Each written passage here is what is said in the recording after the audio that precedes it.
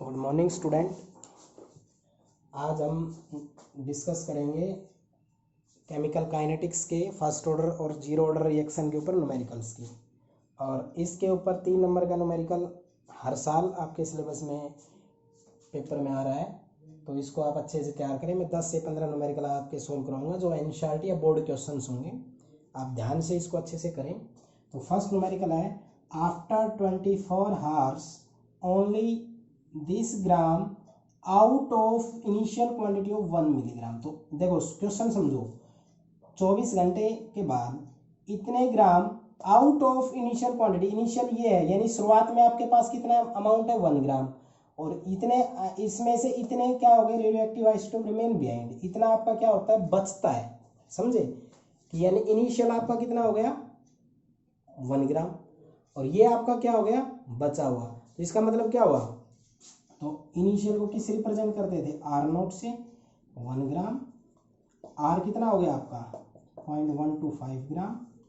ठीक है, इनिशियल और फाइनल कंसंट्रेशन पता चल गई, पढ़ के देखो दोबारा। After 24 hours only 0.125 gram out of initial quantity of 1 gram of A radio active isotope remains behind, what is it's half life. तो आप क्या करोगे, इसका टाइम आपको कितना गिवन है 24 आवर, तो आपका के क्या होता था 2.303 upon T log of R0 upon R, ये फर्स्ट ऑर्डर के लिए आपका होता है।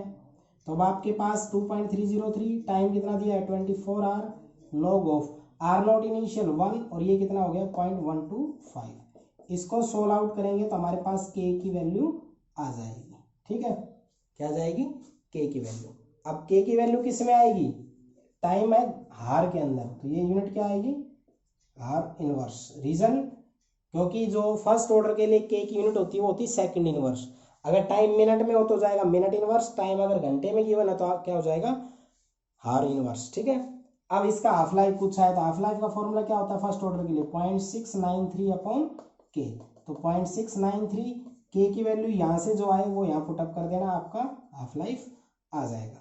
तो इस न्यूमेरिकल में आपने देखा ये इनिशियल क्वांटिटी निकाल दी हमने, ये इसकी फाइनल क्वांटिटी ये निकाल दी, टाइम कितना गिवन है 24 आवर ये लिख दिया। अगर हमें ये 3 वैल्यू पता है तो आप देखो फर्स्ट ऑर्डर के क्या होता है K is equal to 2.303 upon T log of R0 by R 1 2 3, तो 1 2 3 पुटअप किया के की वैल्यू आ गई। अब जो आपका के होता है ना वो आपको फर्स्ट ऑर्डर के अंदर चाहिए, तो हाफ क्या होता है 0.693 अपॉन के। तो मैंने आपको बताया था जो भी ऑर्डर हो उनका सबका केस क्या रहेगा सेम। जैसे जीरो ऑर्डर में है कोई रिएक्शन तो 10 मिनट में पूरी हो रही है 20 मिनट में पूरी है तो उसका के सेम होगा, फर्स्ट ऑर्डर में है तो उसका सेम होगा। ऑर्डर डिफरेंट है तो के सेम नहीं होगा, बस ये बात ध्यान रखनी है। ठीक है, तो ये आपका न्यूमेरिकल आपका होगा। दूसरा जो न्यूमेरिकल है ये फिजिक्स में आता है इस तरह का numerical, 87.5% of the substance disintegrated in 45 minute, what is it's half life. ये कह रहा है 87.5% डिसइंटीग्रेट हो गया, तो ये क्या होता है इसका मतलब 87.5% डिसइंटीग्रेट, इसका मतलब क्या हुआ 87.5 ग्राम कितने में से 100 में से, तो लेफ्ट कितना हुआ 100 में से घटाओ, मेरे हिसाब से ये बचा है। ठीक है, तो इसके लिए मैं डायरेक्ट आपको एक ट्रिक बताता हूं। आप क्या करोगे 1/2 की power n is equal to जो आपके पास ये सब्सटेंस होता है लेफ्ट जो बचता है, क्योंकि आगे रिएक्शन डिपेंड करती है जो लेफ्ट होता है, और ये परसेंटेज के लिए 100, तो इसको क्या हो गया ये हो गया है 125 डिवाइडेड बाई ये, तो क्या हो गया 1/2 की पावर n, ये हो गया, इसको डिवाइड करेंगे हो गया 1/8, इसको आगे लिख सकते हो 1/2 की power n is equal to 1/2 की पावर 3। तो n अगर बेस सेम है तो n सेम होगा तो n कितने हो गए 3। इसको कहते हैं नंबर ऑफ हाफ लाइफ निकालना, इसको क्या कहते हैं नंबर ऑफ हाफ लाइफ निकालना। अब आपको आपसे पूछा क्या गया है what is is half life, तो इसमें हाफ लाइफ अगर हमें निकालना है नंबर ऑफ हाफ लाइफ कितने हो गए 3, यानी इस सब्सटेंस में हाफ लाइफ हमारे 3 होंगे, तो हमारा टी हाफ किसके बराबर होगा, टी हाफ हमारे पास होगा जो टोटल टाइम होता है वो डिवाइडेड बाय टोटल टाइम कितना है 45 मिनट, और डिवाइड किससे करेंगे नंबर ऑफ हाफ लाइफ कितने हैं 3, तो इसमें इसका हाफ लाइफ कितना होगा 15 मिनट। क्वेश्चन समझो ध्यान से दोबारा से एक बार।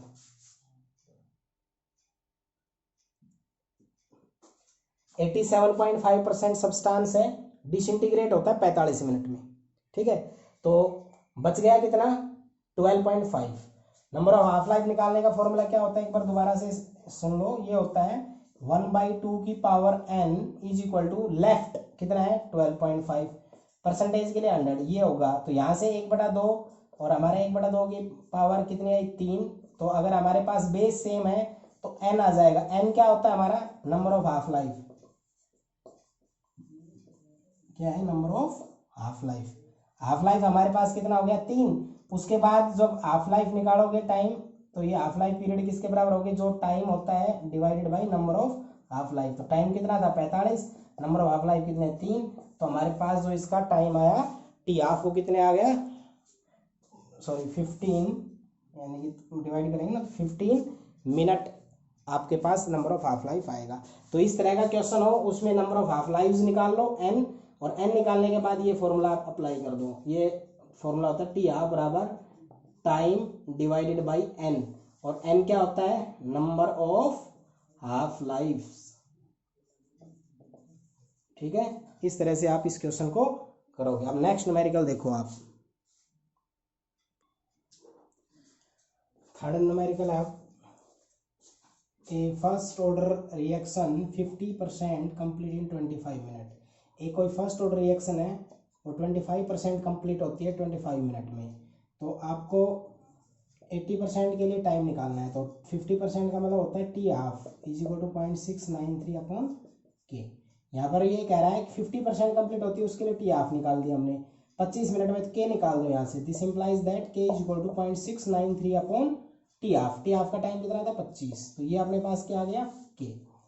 यहाँ पर जो न्यूमेरिकल्स है उसका आपको स्टेप समझ में आया होगा कि जितने परसेंटेज आपका कंप्लीट होता है ना, वो टाइम फर्स्ट एक में देगा तो आप के निकाल लो, के देता है तो आप टी निकाल लो, ठीक है। नेक्स्ट वाले में पुटअप कर देगा। अब जैसे नेक्स्ट है 80% कंप्लीशन के लिए क्या करना है, तो एक्स के का न्यूमेरिकल क्या होता है 2.303 upon T log of A और ए माइनस एक्स। तो आप टी को ऊपर ले जाओ, के को नीचे ले आओ, तो क्या होगा 2.303 के ही आ गया 0.693 into 25 log of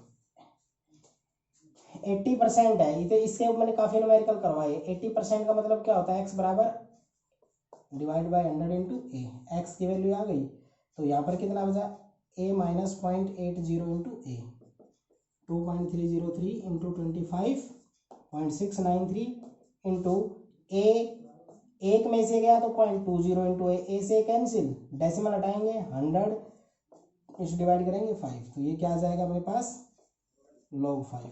2.303 into 25.693 log of 5, ये टी आपका इसके अंदर आ गया। पहले वाले के अंदर आपने पुट करके के निकाल लिया, दूसरे वाले के अंदर आपको टाइम निकालना है और 80% कंप्लीशन। तो आपका जो ये ए और ए माइनस एक्स होता है ये 80% से सोल्व हो जाएगा, और के आपका ये वाला हो गया, टी निकालना है। पुटअप करके आपकी किसकी वैल्यू आ जाएगी, टी की वैल्यू आ जाएगी, ठीक है। सेकेंड न्यूमेरिकल जो है इसका, इसके लिए सिंपल सा स्टेप है, जो भी परसेंटेज हो 10 20 30 40 50 60 कोई भी परसेंटेज हो उसका टाइम गिवन है तो आप के निकाल लो। नेक्स्ट के लिए पूछे तो के सेम होगा, ठीक है, तो आप उसके अंदर उसको पुटअप कर दोगे, ठीक है। अब हम जो नेक्स्ट न्यूमेरिकल करने जा रहे हैं वो है the rate constant for zero order. अब की बार न्यूमेरिकल होगा आपका जीरो ऑर्डर का, ठीक है। React is 0.0030 mole litre inverse. तो रेट कांस्टेंट दे दिया, यानी कि क्या दे दिया आपका इसने, के दे दिया। रेट कांस्टेंट क्या होता है, के होता है। तो आप इसका सॉल्यूशन करोगे तो पहले मैंने अभी कुछ नहीं किया है, जो वैल्यू गिवन है वो लिख रहा हूँ 0.0030 mole litre inverse second inverse, ठीक है। इसके बाद how long will it take for initial concentration of the reactant fall this to this. तो ये दो वैल्यू आपकी इसके अंदर गिवन है, तो इसके अंदर आर नॉट इनिशियल यानी इससे इसमें कन्वर्ट हो रही, तो शुरुआत ये हो गई ना, तो इसको क्या कहोगे आप आर नॉट। आर नोट कितना हो गया 0.10 मोल, और आर किसके बराबर हो गया आपका 0.075 मोल। तो ये आपके पास के आपके पास आ गया, आर नोट आपके पास आ गया और आर आपके पास आ गया। फर्स्ट ऑर्डर के लिए तो न्यूमेरिकल आपको पता था, ऐसे ही फॉर्मूला जो है वो सेकंड ऑर्डर के लिए फॉर्मूला है वो किसके बराबर होगा, वो होता है के बराबर r naught minus r divided by t. ठीक है, अब यहां पर हमें क्या निकालना है, के पता है, आर नोट देखो 1 2 3 4 4 वैल्यू में से 3 वैल्यू पता है, तो आपको टी निकालना है तो क्या हो जाएगा r naught minus r divided by k. तो आर नोट की वैल्यू कितनी है 0.10, आर की वैल्यू कितनी है 0.075 डिवाइडेड बाई के की वैल्यू कितनी है 0.0030। इसको जब आप पुटअप करोगे आपका टाइम आ जाएगा। टाइम किस में आएगा, ये यूनिट सेकंड में है तो आपका सेकंड आएगा। ठीक है, तो कुछ भी नहीं है, जो रेट कांस्टेंट गिवन है वो लिख दो, जो इनिशियल कंसंट्रेशन वो लिख दो, जो फाइनल कंसंट्रेशन वो लिख दो। पुटअप करके के की वैल्यू में जब हम इसको पुटअप करेंगे तो इसको इसके अंदर वैल्यू जब पुटअप करोगे तो ये वैल्यू क्या हो जाएगी, सेकंड में जो भी आएगा वो कर लेंगे। ठीक है, तो आप फर्स्ट ऑर्डर के लिए, जीरो ऑर्डर के लिए आप फॉर्मूले अच्छे से याद रखो और न्यूमेरिकल के हिसाब से पढ़ते हुए वैल्यू लिखो और आप उसका आंसर सोल्व आउट कर सकते हो अपने आप। ठीक है, तो ये मैंने न्यूमेरिकल समझा दिए, इनको आप अच्छे से करो। नेक्स्ट न्यूमेरिकल है आपका, अब ये आपका NCERT 14 न्यूमेरिकल है। The half life of radio active of C14 is this, यानी कि सी कार्बन जो 14 आइसोटोप होता है ना, इसका हाफ लाइफ है 5730 ईयर्स। यानी कि कार्बन जो होता है कार्बन C14 आपका, ये जब अल्फा पार्टिकल्स बीटा पार्टिकल्स और गामा इजेक्ट आउट करता है 5730 साल के बाद ये आधा अपना सब्सटेंस डिकम्पोज कर चुका होता है। हाफ लाइफ का मतलब ये होता है ना, half of the reaction is complete, means half of the reactant is converted into product, या half of the substance is decompose, इनका मतलब यही होता है। ठीक है, तो आपके पास जो हाफ लाइफ इसका दिया है तो आप क्या करोगे, इसका टी हाफ बराबर 0.693 अपॉन के, आर्टिफिशियल कंटेनिंग वुड के लिए था तो आप यहाँ से 0.693 डिवाइड बाई 5730, तो आपका के की वैल्यू आ गई है 0.693 अपॉन 5730। तो ये आपका के आ गया। मैंने आपको क्या बोला है, किसी भी ऑर्डर में दे 0.1 से लेकर 99.9% तक कुछ भी परसेंटेज ऑफ कंप्लीशन दे, आप फर्स्ट ऑर्डर के अंदर वो तो ऑर्डर देख लोगे न्यूमेरिकल, लेकिन फर्स्ट ऑर्डर के लिए ज़्यादातर आएंगे तो उसमें, क्योंकि second order third order syllabus में नहीं है, जीरो ऑर्डर के लिए ऐसे बनता नहीं है, क्योंकि जो भी ये रेडियो एक्टिव डीके वगैरह होता है ये फर्स्ट ऑर्डर काइनेटिक्स को ही फॉलो करते हैं। ठीक है, ये फिजिक्स में बताया जाना चाहिए था कि जो फर्स्ट ऑर्डर काइनेटिक्स होती है उससे वो रेडियो एक्टिव डीके शुरू हुआ था, रेडियो एक्टिव डीके से फर्स्ट ऑर्डर नहीं बना। ठीक है, तो वहां पर क्लियर होता है ये।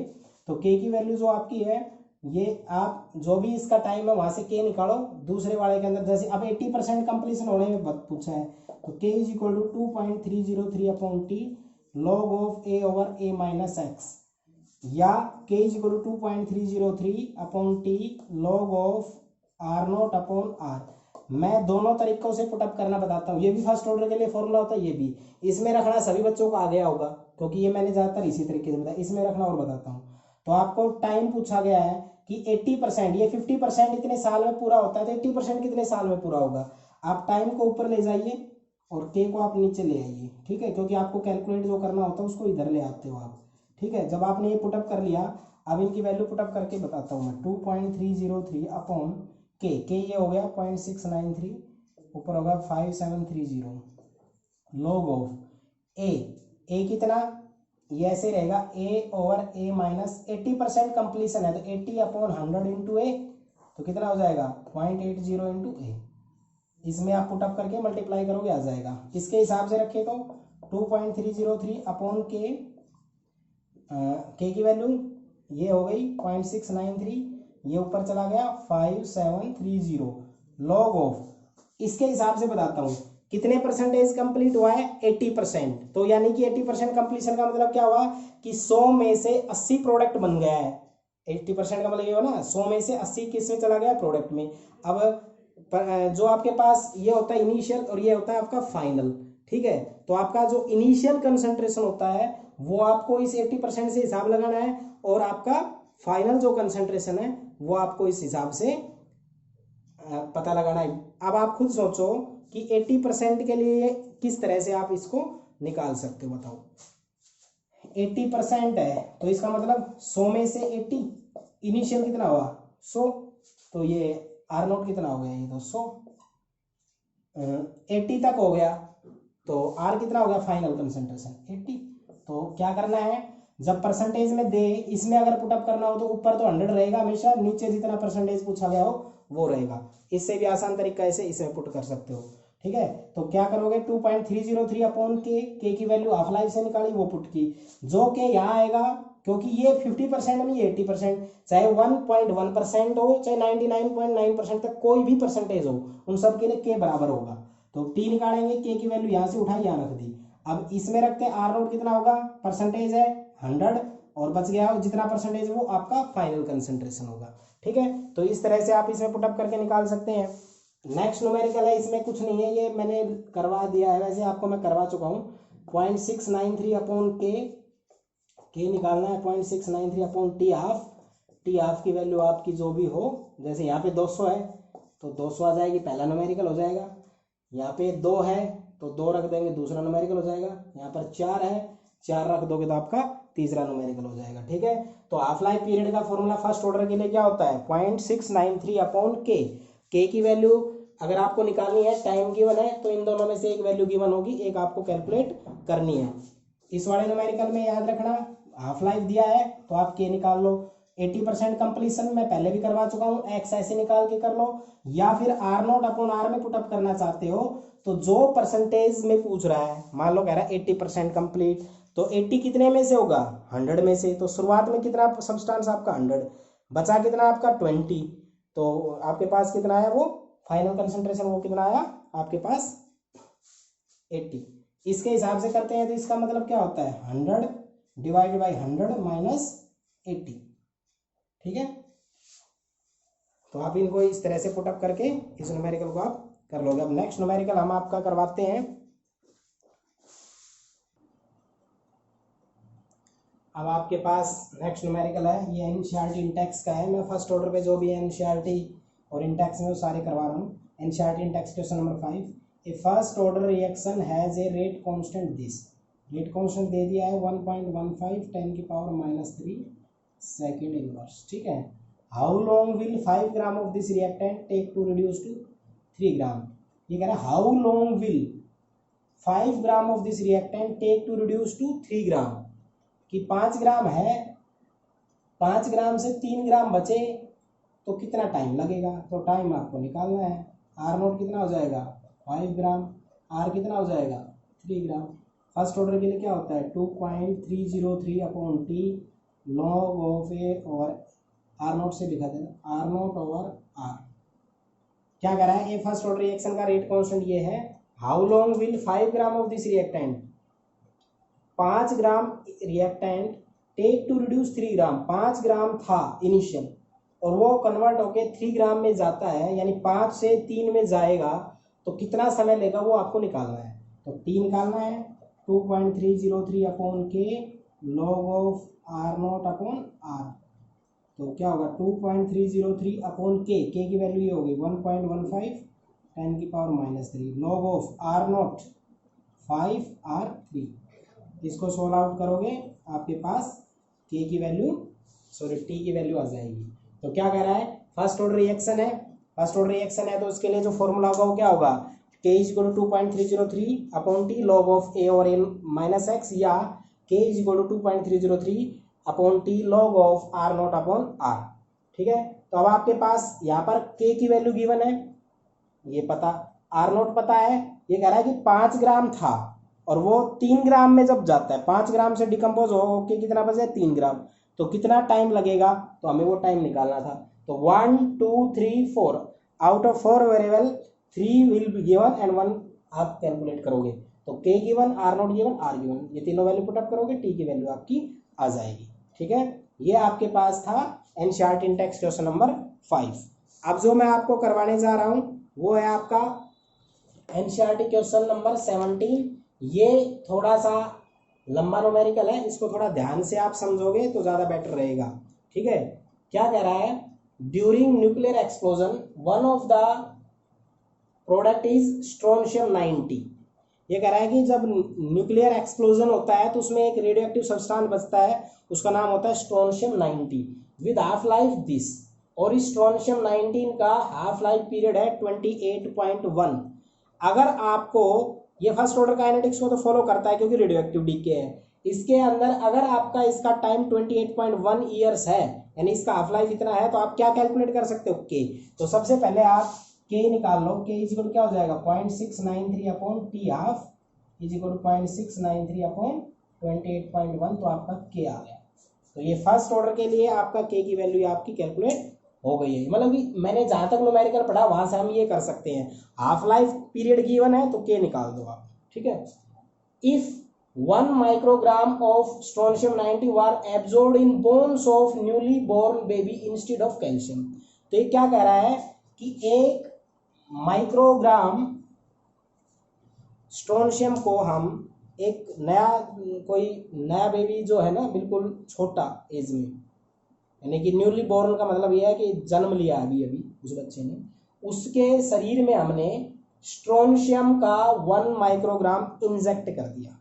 ठीक है, समझ में आया क्या कहा, 1 माइक्रोग्राम इंजेक्ट कर दिया, तो उसकी बॉडी में गया कितना 1 माइक्रोग्राम। तो हमारे पास इनिशियल कंसंट्रेशन क्या हुई 1 माइक्रोग्राम। तो आप ये लिख दो आर नॉट कितना 1 microgram. Clear, was absorbed in bone by newly born baby instead of calcium, how much time remains in 10 years और 60 years। ये कह रहा है कि जब बच्चा वो 10 साल का हो जाए तब चेक करो कि ये जो 1 माइक्रोग्राम उसकी बॉडी में इंजेक्ट किया वो कितना बचा, और जो वो बच्चा 60 साल का हो जाए तब कितना बचा। ये दो चीज आपको चेक करनी है। यानी एक बार आपको टाइम कितना दिया है, टाइम आपका दिया है 10 ईयर्स, और दूसरा टाइम कितना दिया है आपका 60 ईयर्स। तो आपको एक बार टाइम कितना यूज करना है 10 ईयर्स, और एक बार कितना यूज करना है 60 ईयर्स। तो ये 10 ईयर्स के लिए मैं निकाल रहा हूँ। ठीक है, तो क्या होगा k is equal to 2.303 upon T log of are naught upon are. ठीक है, अब आपको इनके अंदर इनकी वैल्यू को पुटअप करना है। k पता है, t पता है, ये पूछा है कितना बचा। ठीक है, तो आप क्या करोगे, यहाँ पर आप करोगे k की value 0.693 upon 28.1 is equal to 2.303, time कितना 10 साल, लॉग ऑफ आर नोट कितना 1 और आर कितना आर। इनमें से देखो मैंने आपको पहले ही बोल रखा है 1 2 3 4 4 जो वेरिएबल आपके होते हैं, उन चारों वेरिएबल के अंदर आपका जो भी है आपके पास चारों वेरिएबल है, इन चारों वेरिएबल के अंदर 3 वैल्यू गिवन होगी 1 2 3, तो चौथे वाले। तो इसके अंदर आपके पास ये के आपको पता, टी आपको पता, और आपके पास आर नोट आपको, तो आर निकालना है। दूसरे के लिए निकालना है तो इनिशियल कंसंट्रेशन तो वही 1 माइक्रोग्राम रहेगी, और टाइम आपका 60 ईयर्स होगा। तो कितना होगा 0.693 upon 28.1 is equal to 2.303 upon 60 log of are naught कितना 1 और आर। तो एक बार जब 10 साल हो और एक बार जब 60 साल हो, आपने 2 बार इनको पुटअप करके न्यूमेरिकल को कैलकुलेट करना है। हर केस में क्या निकालना है, आर निकालना है। तो टाइम हाफ लाइफ दिया है, हाफ लाइफ दिया है तो आप के निकाल लो। इनिशियल कंसंट्रेशन 1 माइक्रोग्राम जो शुरुआत में बच्चे के पैदा होते ही उसकी बॉडी में हमने इंजेक्ट कर दिया, इनिशियल हो गया। तो ये कहता है कि 10 साल के बाद जो ये 1 माइक्रोग्राम है जो इंजेक्ट किया है वो कितना बचा, तो हमें आर निकालना है। तो दूसरे फिर कह रहा है कि एक बार 10 साल के ऊपर चेक करो, एक बार 60 साल के बाद चेक करो। तो ये आर जब टाइम है वो 60 ईयर्स रख के चेक कर लो। ठीक है, तो इस तरह से आप इस न्यूमेरिकल को करोगे। ये मैंने फर्स्ट ऑर्डर पे सारे न्यूमेरिकल जो आपके एनसीईआरटी इंडेक्स में थे, जो अब करवा दिया है, 1-2 पहले भी करवा दिए थे, और वो जो मैंने 1/10 3/4 वो न्यूमेरिकल है 20% कंप्लीशन 30% कंप्लीशन, वो भी करवा दिए। ठीक है, अब मैं आपको एक ऑर्डर निकालने के लिए इनिशियल रेट मेथड पे एक न्यूमेरिकल करवाऊंगा। आपके एनसीईआरटी में 3 न्यूमेरिकल हैं, उनमें से एक समझाता हूँ, 2 आप खुद कर लोगे, मेथड समझ में आएगा तो आप आसानी से कर लोगे उसको। मैं अभी उसको करवाता हूँ। ये क्वेश्चन है आपका एनसीईआरटी क्वेश्चन नंबर 11, लेकिन ये फर्स्ट ऑर्डर का नहीं है। ये है कि ऑर्डर हम कैसे निकालते हैं। हमने कहा था ना ऑर्डर एक एक्सपेरिमेंटल वैल्यू होती है, तो उस ये ऐसे ही एक्सपेरिमेंटल डाटा है, ऐसे डाटा गिवन होते हैं, उनसे ऑर्डर निकालना होता है। ऑर्डर आप देखते ही नहीं बता सकते इन डाटा से निकालते हैं। जिस मेथड से मैं आज आपको समझा रहा हूँ इसको कहते हैं इनिशियल रेट मेथड। क्या कहते हैं इसको? Initial rate method. Question number 10, question number 12, question number 13, 11, 12 और 13, ये 3 ऐसे हैं आपके न्यूमेरिकल जो इनिशियल रेट मेथड पे हैं। ठीक है, तो इनको मैं आराम से आपको समझा रहा हूँ, बड़ा न्यूमेरिकल है, थोड़ा ध्यान से आप इसको समझना। क्लियर? देखो डाटा गिवन होगा, ये एक्सपेरिमेंट है, ये तो मैंने वैसे एनसीईआरटी क्वेश्चन लिख रखा है, ये एक्सपेरिमेंट ऊपर जाता है, तो ये एक्सपेरिमेंट है, ये ए की कंसंट्रेशन है, ये बी की कंसंट्रेशन है, ये इनिशियल रेट फॉर्मेशन है, और रेट ला रेट कांस्टेंट आपको निकालना है, और 2a + b = c + d type की रिएक्शन है। आपको ऑर्डर निकालना है कि ऑर्डर क्या है इसका। तो याद रखना रेट किसके बराबर होता है? रेट = k, a की पावर m पे डिपेंड करता है, b की पावर n पे डिपेंड करता है। देखो यहाँ a का कंसंट्रेशन जो यहाँ गिवन है कोफिशिएंट वो 2 है, b का कोफिशिएंट है वो 1 है, तो 2 और 1 3 आप जोड़ देते हो, ये आपका मोलिकुलरिटी होता है। ए में से कितने पे डिपेंड करता है, बी में से कितने पे डिपेंड करता है, हम देखकर नहीं बता सकते, वो एक्सपेरिमेंट से बताते हैं। तो हम मान लेते हैं ए की पावर m पे डिपेंड करता है, बी की पावर n पे डिपेंड करता है, इसलिए m और n की वैल्यू निकालना हमारा टारगेट होगा, लक्ष्य होगा कि अगर हम m और n जो निकाल देंगे तो इन दोनों की पावर को सम कर देंगे। ऐसा आपने पहले न्यूमेरिकल में भी किया था। अगर रेट एक कोई है कि a की पावर 1/2 पे है, b की पावर 2 पे है, तो ऑर्डर कितना होगा? 2 + 1/2। तो आप अगर m और n की वैल्यू निकाल देते हो इस डाटा से तो आप ऑर्डर निकाल सकते हो। तो याद रखना सबसे पहले रेट लिखोगे k a की पावर m, b की पावर n, a की पावर m पे डिपेंड करता है और ये b की पावर किस पे डिपेंड करता है? n पे डिपेंड करता है। इस तरह से आप रेट लिख लो, जो भी वैल्यू गिवन हो आप इस तरह से वैल्यू को लिख दोगे। अब ये 4 एक्सपेरिमेंट है, चारों के चारों केस में आप करोगे इनकी वैल्यू को पुटअप। तो देखो कैसे करोगे। रेट ऐसे लिखता हूं मैं, रेट एक्सपेरिमेंट फर्स्ट के लिए, ठीक है, क्या है वैल्यू? 6 × 10⁻³ = k, a की वैल्यू कितनी? 0.1 की पावर m, वैल्यू रखना है बस और कुछ नहीं, 0.1 की पावर m और 0.1 की पावर n। ये क्वेश्चन नंबर कैसे रखा है ये आपने ध्यान से देखना है। पहले एक्सपेरिमेंट के लिए तो यहाँ से इन सब वैल्यू का इस्तेमाल होगा। k कितना गिवन है? 6 × 10⁻³ ये रेट किसके बराबर? Rate of initial rate of formation है, ये गिवन हो गई। और k a की पावर वैल्यू कितनी? 0.1, इसकी वैल्यू पावर m, इसकी वैल्यू 0.1, इसकी पावर n। इक्वेशन नंबर 1 हो गई। अब आपको करना है इक्वेशन नंबर 2। तो क्या हो जाएगा आपका? ये हो जाएगा रेट एक्सपेरिमेंट, ये है वैल्यू 2, क्या होगा? कितना है ये? 7.2 10⁻² = k 0.13 की पावर m 0.2 की power n। Equation number 2 experiment number. अब ऐसे ही तीसरे के लिए लिखो तो क्या हो जाएगा? रेट एक्सपेरिमेंट नंबर 3 = ये वैल्यू कितनी है? 2.88 10⁻⁻1 k 0.3 की पावर m 0.4 की पावर n। ये क्वेश्चन नंबर 3। और रेट एक्सपेरिमेंट नंबर 4 के लिए क्या होगा? 2.40 × 10⁻² = k 0.4 की पावर m 0.1 की पावर n। ये क्वेश्चन नंबर होगी आपकी 4। ठीक है, तो इस तरह से आप 4 वैल्यू गिवन है, 4 के 4 वैल्यू को आप आसानी से पुटअप कर दोगे। ठीक है, ये थोड़ा सा वो आया होगा, मैं चौथे को यहाँ लिख देता हूँ। रेट एक्सपेरिमेंट वैल्यू 4 के लिए 2.40 10⁻² = k 0.4 की वैल्यू पावर m 0.1 की पावर n। Equation number 4। तो आपके पास 4 इक्वेशन आ गई हैं। ठीक है, यहाँ पर आपका हिट एंड ट्रायल मेथड चलेगा भाई। ठीक है, अब आप इन इक्वेशनों को इस तरह से डिवाइड करो कि आपके m और n की वैल्यू आ जाए। तो आप ऐसे करोगे, देखो ये वैल्यू है, इसको इनमें और इनमें जो सेम है ना उनको डिवाइड कर लेना। मैं पहले और दूसरी इक्वेशन को, पहले और चौथी को डिवाइड करता हूँ। चलो फर्स्ट और किसको करता हूँ? फोर्थ को। फर्स्ट में ये था तो 6 × 10⁻³ फोर्थ में ये है 2.40 10 की power -2 is equal to, first में क्या था ये k 0.1 m 0.1 n divided by k 0.4 m 0.1 n। ठीक है, आप इसको डिवाइड करो, यहाँ तो k से k कैंसिल हो गया, m से m पावर हो गए, ये कैंसिल ही हो गया, देखो ये पूरा कैंसिल, k कैंसिल, अब बचा गया 0.1 अपॉन 0.4, तो डेसिमल से डेसिमल भी कट गया, तो कितना बचा 1.4, और सारे की पावर कितनी m, तो इसको डिवाइड करके देख लो, इसको डिवाइड करेंगे तो ये 2 ऊपर चला जाएगा, -1 बचा, 2 यहाँ -2 है, ऊपर -3 है, तो ऊपर जाके कितना है +2, तो ऊपर -1 बचा, तो नीचे ये हो गया तो 24, तो ये आप ऐसे हुआ तो ये 6/24 बचा भाई।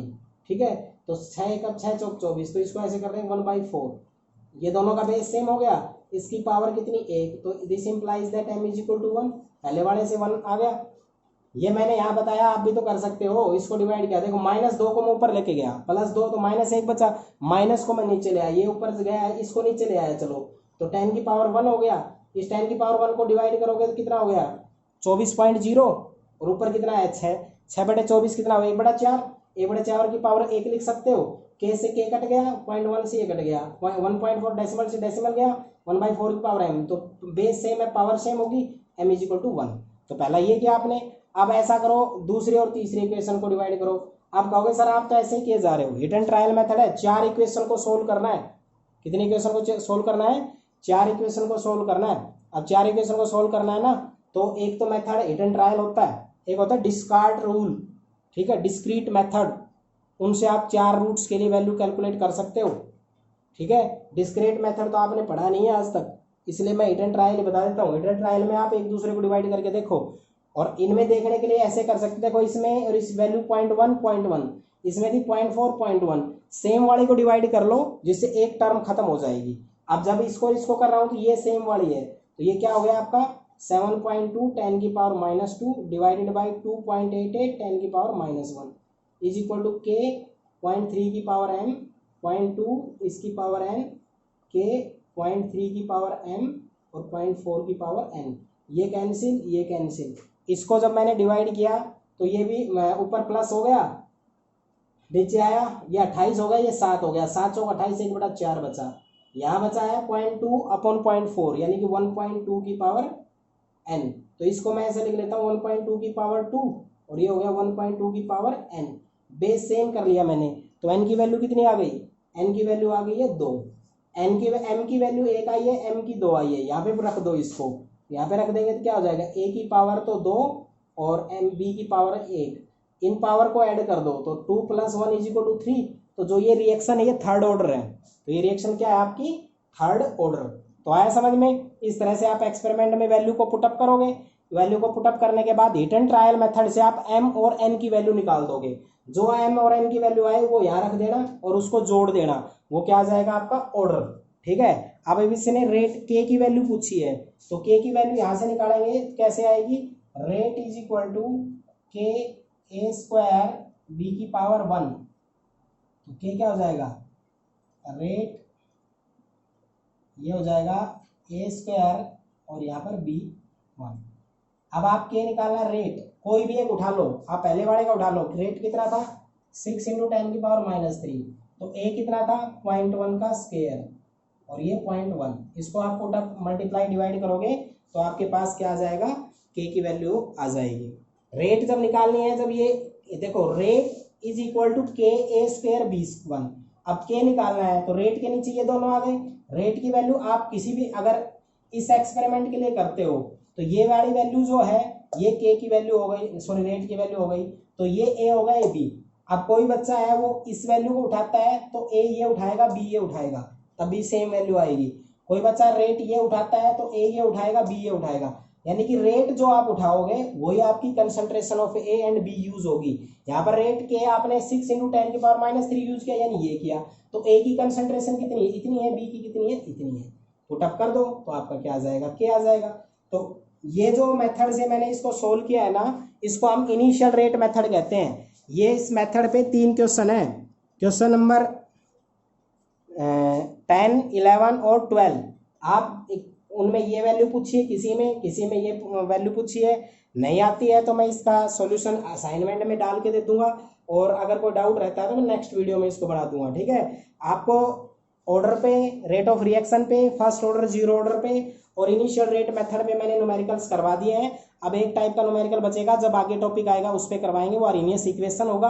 आप इन न्यूमेरिकल्स को अच्छे से सोल्व करें। आज जो मैं असाइनमेंट दूंगा उसमें मैं आपको जो जो क्वेश्चंस की प्रैक्टिस करनी है वो सब न्यूमेरिकल्स मैं आपको असाइनमेंट में लिख दूंगा। आप उनके अच्छे से प्रैक्टिस करें और इन न्यूमेरिकल्स को बार बार अच्छे से देख कर करें। यहाँ से 3 नंबर का न्यूमेरिकल बनना है। ठीक है, थैंक यू।